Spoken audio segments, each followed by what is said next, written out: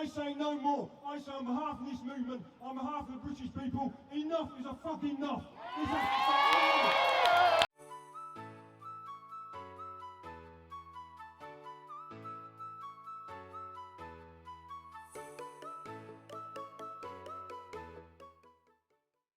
What's up everyone, welcome back to Explorer Life. Right now we're at the National Animal Rights March happening in London. Don't know how well you can hear me because it's quite noisy, but they're about to start the march. It's about 5 hours long, so let's go. We are here to fight for respect. The respect of their rights not to be bred, used or killed for others' gain. The right not to be displaced from their homes, have their habitats destroyed, their families torn apart, and their resources plundered, for their right to be respected. As advocates for the other animals, we need to send a strong, clear, abolitionist message that being cruel, not being cruel, is not enough. Being kind is not enough. We are not here to beg for mercy or make a plea for pity. We are here to demand justice for our fellow animals. We need to learn to coexist harmoniously with free living animals and leave them space to thrive and flourish. Let us not forget that each one of the trillions of those bred, used, displaced and killed every year is a unique individual. Together we challenge the tyranny of human-animal relations and say here today, we see you, we hear you, we will never stop fighting for you.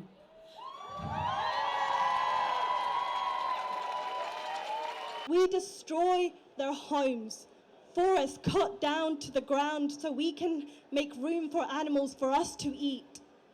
Oceans drained from life as fish gasp for air and corals bleach. We march today to grieve, but also to envision another world, a better world which we know is possible. A world where all living beings on this planet can live freely and in peace. So let us not stand idle. Now is a time for us to come together with love and compassion in our hearts. Now is a time for us to unite and take action to make this change, to create another world where all animals can live free from human oppression. The march is starting to pick up now. There's a lot more people here than there was at the very start. We're about halfway through. We've seen a few speakers. But if you look at the weather, right, just look at the clouds here. It looks like it's going to start raining and I haven't got a coat with me, so that's a bit annoying. But the turnout for this is quite good. There's a nice atmosphere, it's very lively, loads of dogs, which has been quite fun. We just seen a dog just then in a little baby carrier, which was quite funny. I've seen some terrible things in my time. I've been through a lot in this movement, from standing on street corners with placards, behind stalls and behind prison bars. But what I witnessed a few weeks ago outside MBR takes it all away.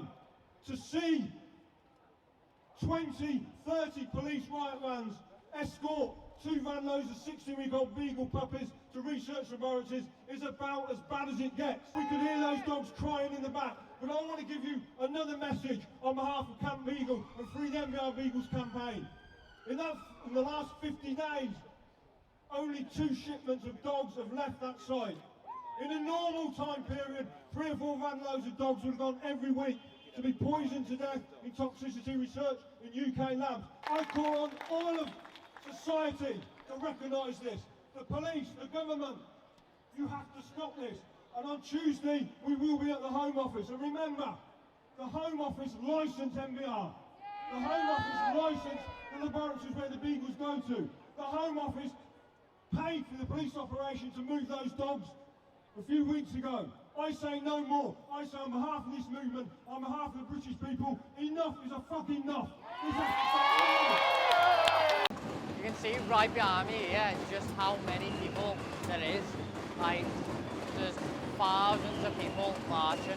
I don't even know if you'll be able to hear me because of the noise, but just look, like there's a lot of people demanding this change. And with a protest this big, people have to start listening. It starts to rain now, which is just so annoying because I've not got my waterproof for my camera, I've not got a coat, so everything's getting wet.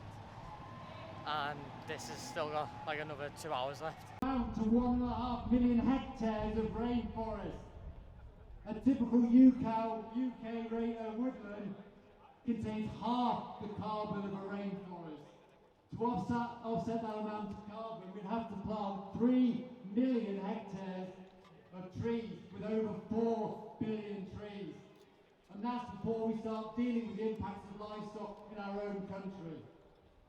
The government target to plant 30,000 hectares of woodland a year.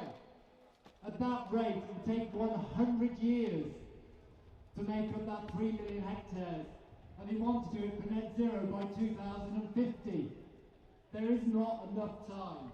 Avoiding eating meat, dairy, eggs and fish is the single best thing a person can do to eradicate their impact on the environment, to all animals and to biodiversity as a whole.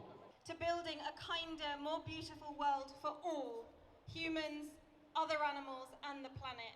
If we want to end the moral atrocity of what we do to our animal kin, if we want to build a kinder, more beautiful world, a world where slaughterhouses no longer exist, a world where lab cages are empty, where there are only sanctuaries, not zoos, shelters, not breeders, plant leather, not animal skins, we need to build power.